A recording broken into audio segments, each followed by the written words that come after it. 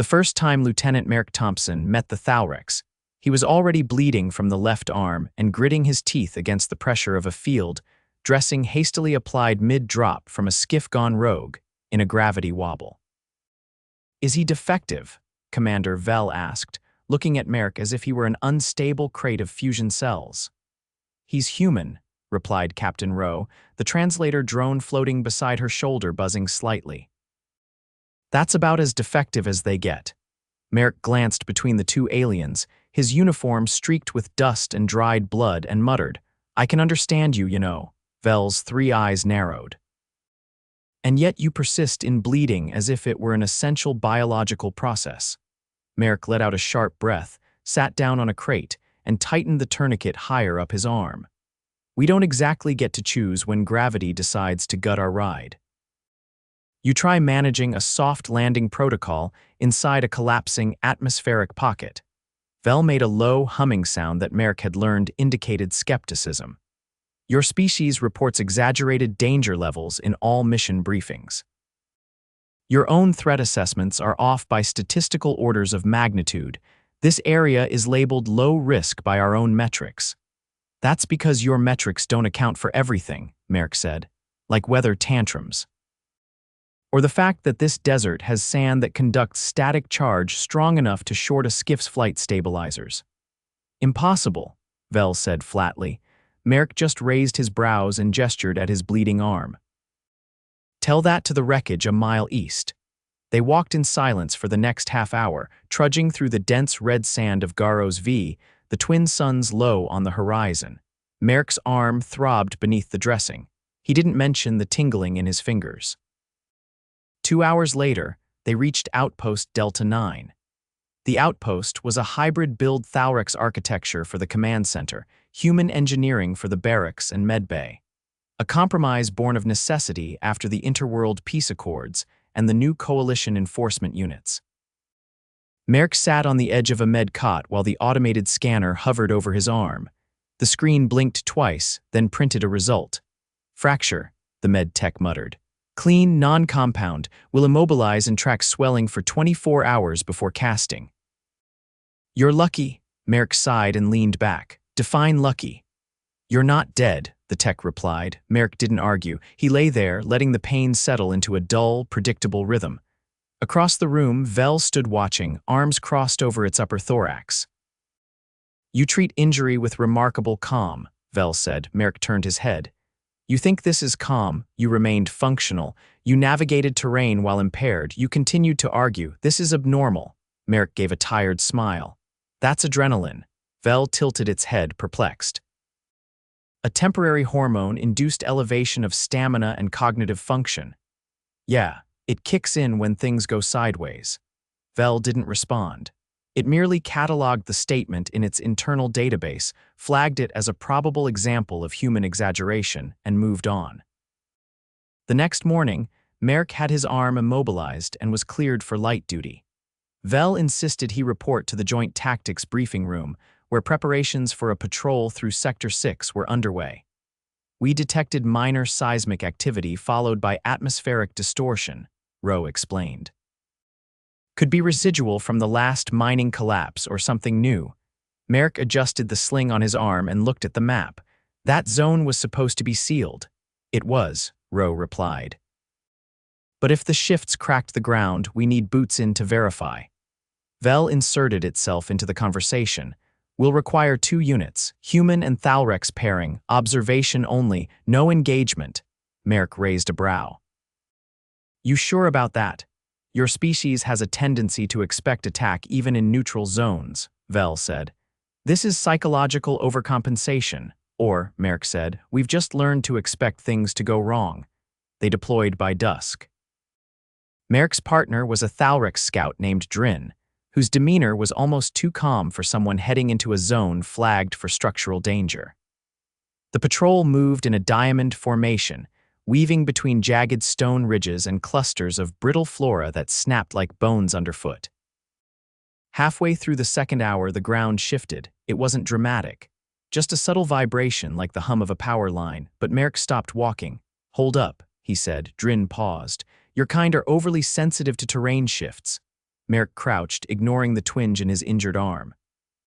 He pressed his palm to the ground, a second vibration, sharper this time, then a faint crack, and then silence. Backtrack, Merrick said, standing. Now, Drin didn't move. The scans show no significant. The ground collapsed beneath them. Merrick fell first. He hit a sloped tunnel, rolled, tried to brace with his good arm, and failed. Pain shot through his shoulder as he slammed into a rock wall. Moments later, Drin landed farther down with a thud. Lights flickered on Merrick's suit. His HUD was cracked. He blinked, trying to orient himself. The tunnel was man-made, reinforced walls, old mining shaft, decommissioned supposedly, status, Merrick called out. Drin groaned. Minor damage to limb 2, structural integrity compromised in lower chassis. Merrick forced himself up, his left arm a dead weight. We need to move before the ceiling gives. Can you walk? Drin stood, favoring one leg.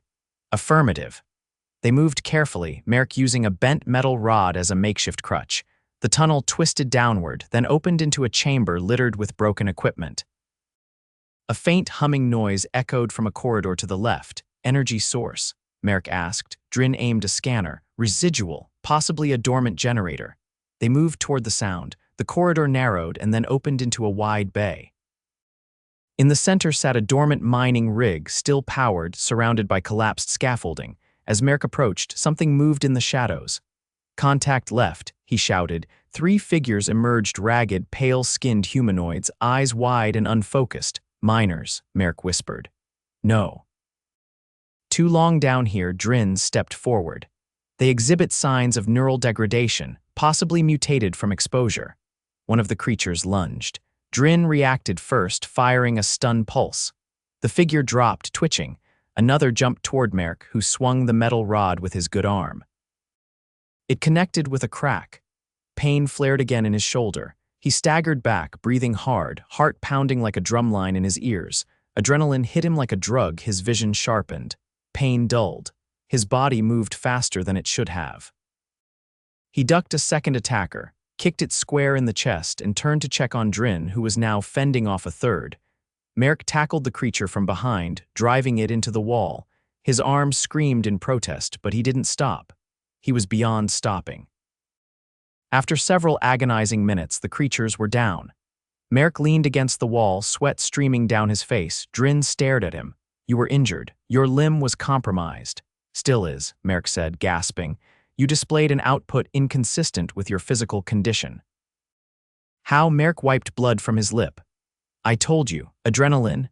Drin looked at the fallen creatures, then at Merrick. We must return. This is not a safe zone. No kidding. Extraction took 2 hours.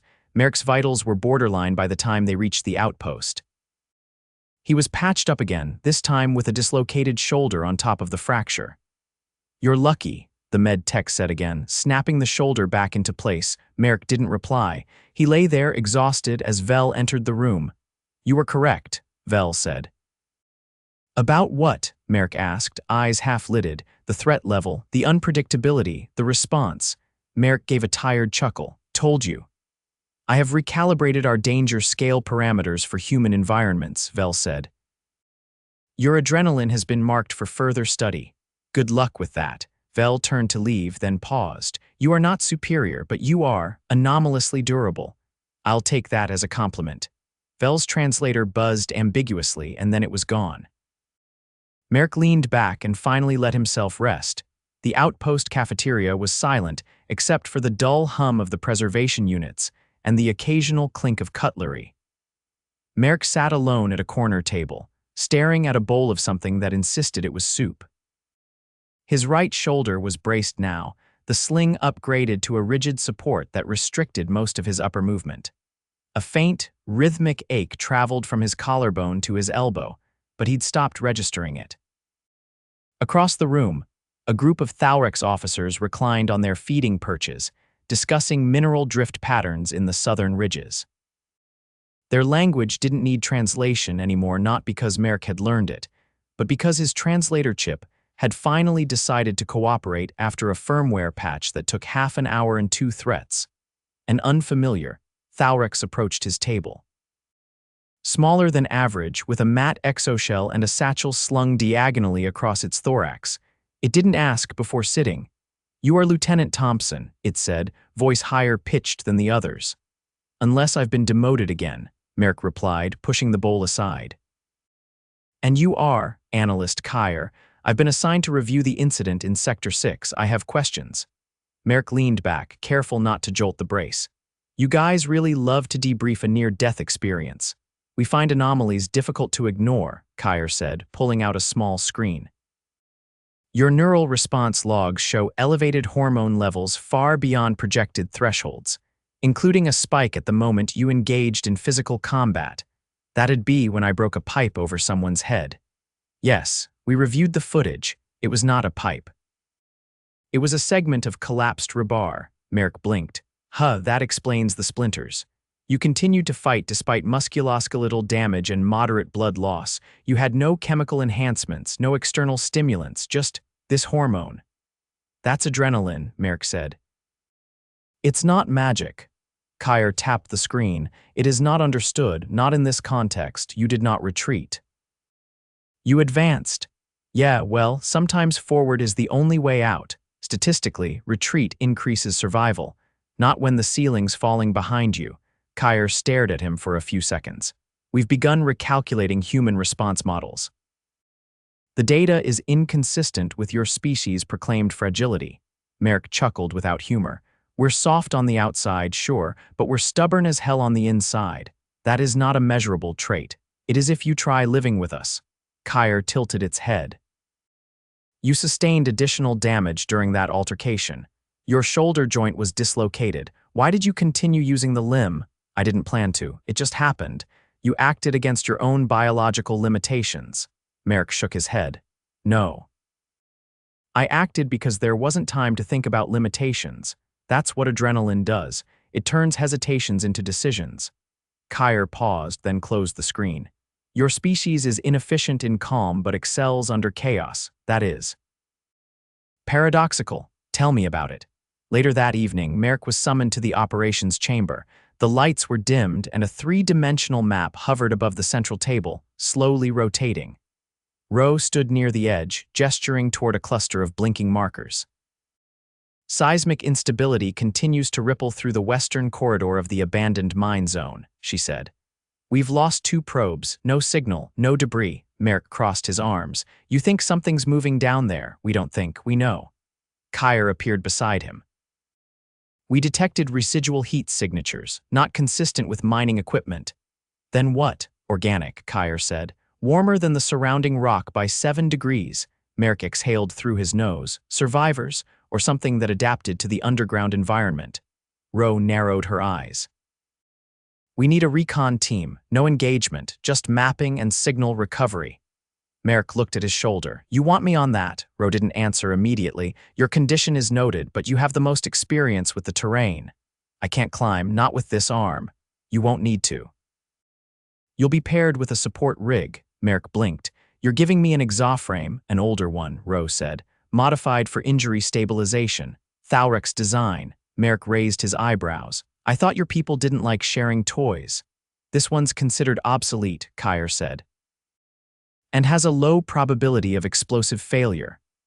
Well, that's reassuring. The following morning before sunup, Marek was fitted into the exoframe. It hissed as it activated, the left arm locking around his braced shoulder like a mechanical shadow. The frame was skeletal and moved with a half-second delay, but it redistributed weight from his damaged side and stabilized his gait with short gyroscopic bursts. You'll get used to the lag, the technician said, adjusting the wrist actuator. Just don't try to punch anything. I'll keep my brawling to a minimum. The descent point was 100 meters from the last known probe location. Marek, Kyer, and a Thalrex transport engineer named Solon took a crawler down the access ramp, the vehicle's treads grinding softly against the stone. Inside the tunnel, the temperature dropped fast. Condensation formed on the exoframe's joints. The only light came from their suits and the crawler's side lamps, casting long, twitching shadows against the walls. After 20 minutes of silence, Kyer pointed forward. Probe signal. Weak but traceable. Marek leaned out slightly, eyes scanning the dark. I don't like how quiet it is. Silence is normal underground, Solon said. It dampens sound. Yeah, but it's too even, no echo, no movement. They moved deeper. The tunnel widened and then abruptly narrowed again. A collapsed beam blocked most of the passage, but a gap remained near the bottom. Marek crouched. I can squeeze through. The frame will compensate. Proceed with caution, Kyer said. He slid under the beam, the exhaust frame groaning softly against the pressure. On the other side, it opened into a chamber littered with ancient mining debris, half-buried crates, rusted scaffolding, and a flickering probe stuck into the wall at a crooked angle. I've got the probe, Marek called. Signals still live, just jammed. As he reached for it, something shifted behind a pile of crates, a low rasp, dry and uneven like a breath drawn through cracked teeth. Kyer, he said quietly, someone's here. Forms moved in the darkness, not fast, not animalistic, deliberate, controlled. He backed toward the gap. Come through. Now, Kyer didn't hesitate. Solon followed, weapon charged but not raised. They stood back to back in the chamber as the figures emerged, not the same as before, taller, less wasted. Their eyes glowed faintly, pupils dilated beyond normal. They're not attacking, Marek said. Kyer spoke in trade language. We are not a threat. Identify yourselves. No answer, just slow circling. One of them reached forward, touching a broken console. The screen lit up, briefly showing a human mining logo, one Marek hadn't seen in years. They're the original crew, he whispered. They didn't die, they changed. One of them stepped closer, raising a hand, not in aggression. In recognition, Marek lowered his weapon. They've adapted to the dark. Kyer's fingers tapped rapidly on her scanner. Oxygen consumption is minimal. Body temperature regulated externally. Neural patterns, irregular but active. They've been down here too long to come back up. Solon looked between them. Then what do we do? Marek looked at the glowing eyes, at the silent figures watching them not with fear or hostility but with a strange and terrible familiarity. We leave them, we mark the area, and we don't come back unless we have to. Kyer nodded. Agreed. Marek retrieved the probe. As they backed out of the chamber, the figures didn't follow. Once outside, as daylight broke over the ridge, Marek sat on the edge of the crawler and exhaled slowly. Adaptation, Kyer said beside him. It appears your species is not the only one that thrives under duress. No, Marek said. But we're the only ones dumb enough to volunteer for it. The first thing Marek noticed when he woke up was the absence of sound. Not quiet, true absence. No hum of air filters, no flicker of overhead lights, not even the faint buzz of the exhaust frame's servos. Just a thick, sterile stillness that made his eardrums twitch. He blinked once, then again. The lights in the medbay had gone dim, running on emergency reserves. Outside the reinforced window, the sky was a dull brown. A dust storm had rolled in sometime during the night. Thick enough to block both suns, judging by the pallor of the light. He sat up too fast, and his shoulder protested in a deep, angry throb. The brace was still on, but someone had adjusted it. The pressure was better distributed now, less pinching near the collarbone. A compression sleeve ran under it, cooling the joint with a slow pulse of medicated gel. A Thalrex medical officer noticed him moving and approached, its gait cautious but not hesitant. Marek recognized it vaguely slender build, polished carapace, medical insignia etched in a vertical stripe. You were unconscious for 4 hours. Your vitals dipped twice. The brace was recalibrated for lymphatic compression to reduce inflammation. You could have just let me nap, Marek muttered, flexing his fingers. You ceased snoring. That raised concern. I don't snore. Incorrect. We have recordings. He swung his legs off the cot and planted his feet on the floor. Is the storm going to ground us? Only temporarily. Visibility is below the safety threshold. No surface movement permitted until the particulate settles. Great. So I'm stuck here until the weather decides to cooperate. Accurate. Marek stood slowly. The exhaust frame had been removed, but his balance was stable. His arm still hung uselessly, but the swelling had gone down. He rotated his torso experimentally, painful but manageable. The med officer observed without comment. Then, with a flick of its lower limb, it activated the wall screen. A grainy playback appeared footage from the mining chamber. One of the altered humans, its face half-shadowed, stood motionless, staring directly into the lens. They haven't moved since you left, the officer said. They're watching. They're waiting, possibly assessing threat patterns, possibly not. Marek studied the stillness in the footage. They didn't look like they wanted to fight. No. But they didn't look like they'd let anyone close, either. He rubbed the back of his neck. Did Kyer send the report to command? Yes, it was flagged for cultural containment protocols. The chamber is now designated as a neutral exclusion zone. That's bureaucratic for nobody touch it. The door behind them hissed open. Kyer stepped in, carrying a data slate and a sealed vial. You're awake. Good. I brought you something. Unless it's a working shoulder, I'm not interested. Kyer handed over the vial. Inside was a clear liquid with faint iridescent swirls. This was extracted from your system during triage. It's the adrenaline compound. We've isolated it. Marek held it up. You bottled my stress. We refined it. The molecular behavior is erratic, but potent. I'm not sure whether to be flattered or worried. Kyer set down the slate. Your response to the underground threat was beyond our models. Solon has submitted a formal reclassification of human emergency behavior. Let me guess, unwise but effective, not far off. Marek didn't sit. He paced slowly, shoulder aching with each step. What happens now? The altered miners remain undisturbed. We've established remote monitoring. No contact unless provoked. And me, your mission docket is suspended. You require rehabilitation. I can still do field analysis. You cannot properly dress yourself. I'll use my teeth. Kyer blinked, then adjusted its posture. Why do your kind continue to expose yourselves to conditions that exceed your bodily tolerance? Marek leaned against the wall. Because if we waited until we were ready, nothing would ever get done. That is inefficient. That's humanity. The med officer chirped softly. If you continue movement without full mobility, your shoulder may develop adhesions. I'll take that risk. Kyer crossed the room and activated another display. This time it showed Marek mid-fight in the underground chamber, swinging the rebar. Frame by frame, they watched as his body torqued, the shoulder clearly out of alignment. You continued to exert force through a dislocated joint, Kyer said. Why? The thing was going for you. It was not approaching aggressively. It didn't have to. You were boxed in. Kyer's limbs twitched in a pattern that Marek had come to associate with internal recalibration, instinctive defense of an allied unit. Even while injured, you'd have done the same. Incorrect. Then maybe you should learn. Silence passed between them as the footage looped once more. Finally, Kyer deactivated the display. We'll be debriefing command through secure channel in 12 hours. You're cleared to participate remotely. Any chance of being cleared for field again? Unlikely. Your bone is healing, but poorly. You refused immobilization for too long. Marek exhaled. I figured. Your adrenaline output is elevated even at rest. That is atypical. I've never really been good at resting.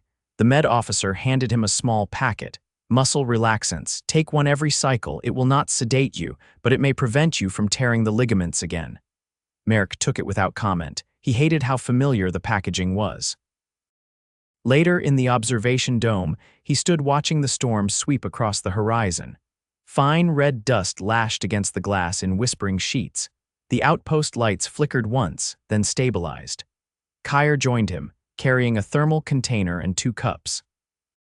It poured a dark liquid into both and handed one over. You're kidding, Marek said. You drink coffee now, simulation, based on your preferred blend, no stimulant content, he sipped. It wasn't terrible. A little too smooth, not enough bitterness, but close. You've been doing research.